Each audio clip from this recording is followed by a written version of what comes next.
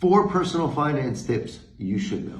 More importantly, 20% of your income should always be saved on a month-to-month basis.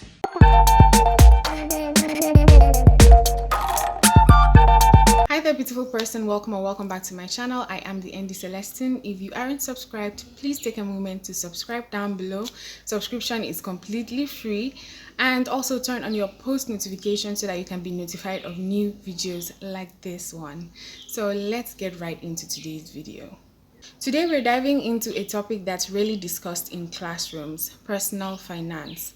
While schools teach us valuable skills, they often neglect crucial financial knowledge we need to navigate the real world.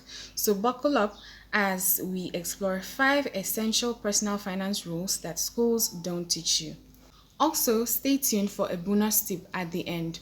Rule number 1, pay yourself first. Remember that old saying, pay yourself first? It's absolutely true.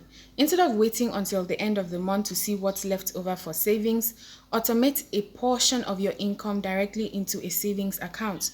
Treat it like a fixed expense, ensuring you consistently build your financial safety net.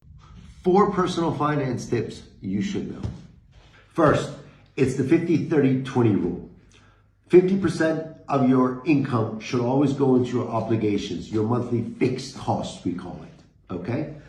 30% of your income is you are welcome to use it in your disposable income, whether it's on luxury goods, whether it's on clothing, whether it's going out and entertainment. But more importantly, 20% of your income should always be saved on a month-to-month basis. 2, always pay off the smaller debts. Whenever you pay off the smaller debts, there is a feeling of pride, confidence, and joy, which will allow and accelerate for you to pay off the larger debts. 3, automated savings. It's important that you deposit 20% of your income into a saving account consistently every month. This will not only improve your cash flow, but it'll also save for a rainy day. And finally, number 4, do not put your money in the bank where it's not generating any form of revenue for you or a return.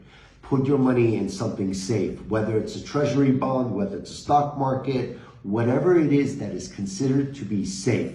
If there is a massive dip in the market, at least your money does not go away. It still stays, but in a steady format and considered as a second form of a revenue stream. Rule number 2, prioritize emergency savings. Life throws curveballs, and unexpected expenses can quickly derail your financial stability. That's why an emergency fund is crucial. Aim to save at least 3 to 6 months worth of living expenses to cover any unforeseen costs, from car repairs to medical bills. I became a millionaire by age 26 and became financially free by age 30. These are 3 best tips that I can give you as a self-made multi-millionaire. Number 1, you have to live below your means and stop buying dumb shit. If you're not making over $500,000 a year, you shouldn't be driving a German car. Instead, you should be driving a Toyota or a Hyundai. Also, you shouldn't be wearing LVs, Gucci's, or Dior's. Instead, you should be wearing an H&M or Zara. Number 2, you have to find a way to make money in your sleep. If you don't do that, you're going to have to work until you die. And the best way to create a passive income source is by investing in real estate. And no, nowadays you don't need that much capital to invest in real estate. You can start out by using a strategy called rental arbitrage. And lastly, number 3, become a contrarian. Stop following the crowd. A person who walks alone are usually the ones that go furthest in life. Rule number 3, track your spending. Awareness is key. Tracking your spending helps you understand where your money goes and identify areas where you can cut back. Utilize budgeting apps or simply create a spreadsheet to monitor your income and expenses. This knowledge empowers you to make informed financial decisions. This is what happens if you invest $10,000 by the age of 20. Let's say your money grows at 8% per annum. By the time you're 25, that would have been $15,000. But check this, by the time you're 30, that would have been $22,000. And by the time you're 40, that would have been $50,000. But now if you wait until you're 50 years old, you would have had an extra $100,000.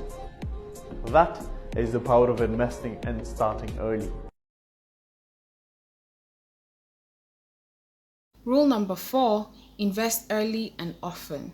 Compounding interest is your best friend in the world of wealth building. Start investing early, even if it's just a small amount. Time is your greatest asset, allowing your investments to grow exponentially over the years. I recently received a DM asking me how I'm investing my income from my 9-to-5 job. To be honest, the major key to having the spare income to invest in the first place is by always spending less than I earn. I did buy my first property last year, and although I do live in it, I did rent out my spare room to a lodger. And the income from my lodger does cover my entire monthly mortgage payment and some of my bills, which means that I am living mortgage free, but will still be benefiting from the increase in value of my property in the long term, making it an investment. So the second thing I invest in is myself, because I do have some side gigs outside of my 9-to-5, content creation being one of them. So I make sure that I'm investing in tools, knowledge and resources to make me better at these, which definitely pays dividends. And finally, I invest in stocks and shares. And although I don't think this should be a massive priority in your 20s, it's definitely a good habit to start early if you can. I invest in global index funds by direct debit, and it's more of a long-term vehicle for me.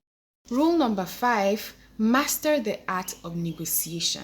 Negotiation isn't just for car dealerships. It's a valuable skill in various aspects of life, especially when it comes to your finances.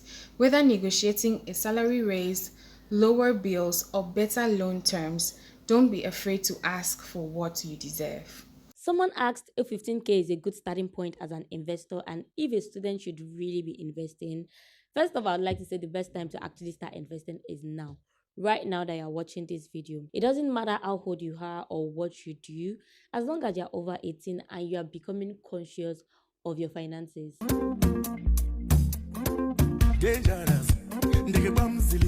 You see, if I knew what I know today 7 years ago when I was in 400 level and I invested heavily, because of course I had a business that was bringing me money, I would probably be in a better financial situation right now. So I think as a student, you should start investing part of your allowance whenever you can, without stressing over it, and build your way up gradually. Now 15K is actually a decent amount of money to start investing in Nigerian stocks. But if you were to use that to invest in US stocks, it's almost close to nothing because it's less than $20 right now.